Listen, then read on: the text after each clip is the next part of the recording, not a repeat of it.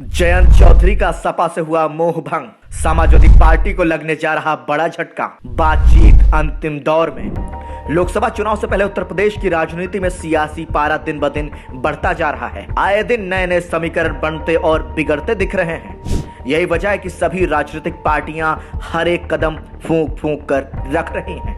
लेकिन इन सबके बावजूद एक नया सियासी पैंतरा इन दिनों चर्चा में बना हुआ है। सूत्रों के माने तो राष्ट्रीय लोकदल के नेता जयंत चौधरी इंडिया गठबंधन का साथ छोड़कर बीजेपी के नेतृत्व वाले एनडीए गठबंधन में शामिल हो सकते हैं। वहीं इस अटकलों को लेकर जयंत चौधरी की तरफ से फिलहाल कोई प्रतिक्रिया नहीं आई है। लेकिन सूत्रों की माने तो जयंत चौधरी के एनडीए में आने पर 2 सीटों पर रालोद को चुनाव लड़ाया जा सकता है, जिसमें बागपत और मथुरा की सीट आरएलडी के खाते में जा सकती है। इसके साथ ही एक राज्यसभा की सीट भी आरएलडी के खाते में जा सकती है। तो आइए एक नजर डालते हैं कि राष्ट्रीय लोकदल के बीजेपी में जाने की 5 बड़ी वजहें क्या हो सकती हैं। बीजेपी के साथ आरएलडी को मिला है फायदा।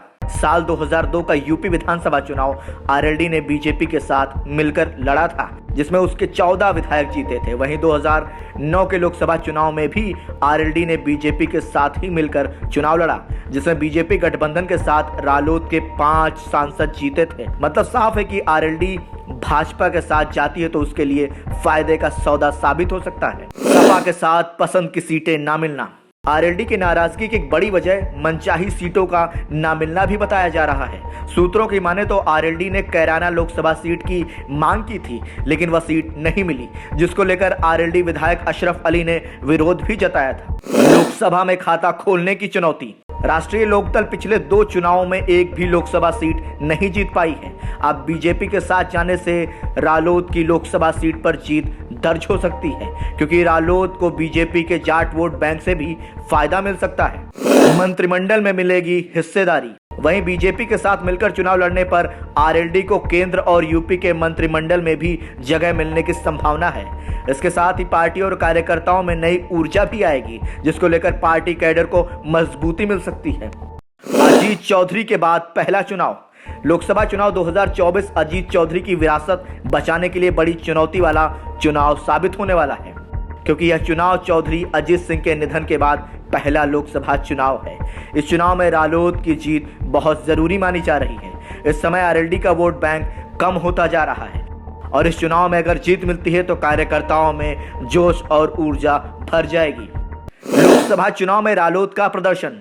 साल 1999 के बाद रालोद ने 5 लोकसभा चुनाव लड़े हैं, जिनमें 1999 में 15 सीटों पर आरएलडी चुनाव लड़ी थी, जिनमें 2 सीटों पर ही उसे जीत मिल सकी। वहीं साल 2004 में सपा के साथ मिलकर 10 सीटों पर आरएलडी ने चुनाव लड़ा, जबकि 3 सीटों पर ही महज जीत मिल सकी। वहीं 2009 में बीजेपी के साथ मिलकर 7 सीटों पर चुनाव लड़ी आरएलडी को 5 सीटों पर जीत मिली थी, जबकि साल 2014 में कांग्रेस के साथ मिलकर 8 सीटों पर चुनाव लड़ी आरएलडी का खाता भी नहीं खुल सका था। और साल 2019 में भी रालोद का हाल कुछ ऐसा ही रहा। साल 2019 में सपा बसपा के साथ 3 सीटों पर चुनाव लड़ी, रालोद को एक भी सीट नहीं मिल सकी थी। यूपी विधानसभा चुनाव में आरएलडी का प्रदर्शन। वहीं अगर यूपी में आरएलडी के विधानसभा चुनाव के प्रदर्शन की बात करें तो साल 2002 का चुनाव आरएलडी बीजेपी के साथ मिलकर लड़ा था। रालोद ने इस चुनाव में 68 सीटों पर अपने उम्मीदवार उतारे थे, जिसमें रालोद के खाते में 14 विधायक जीत दर्ज करने में कामयाब रहे थे।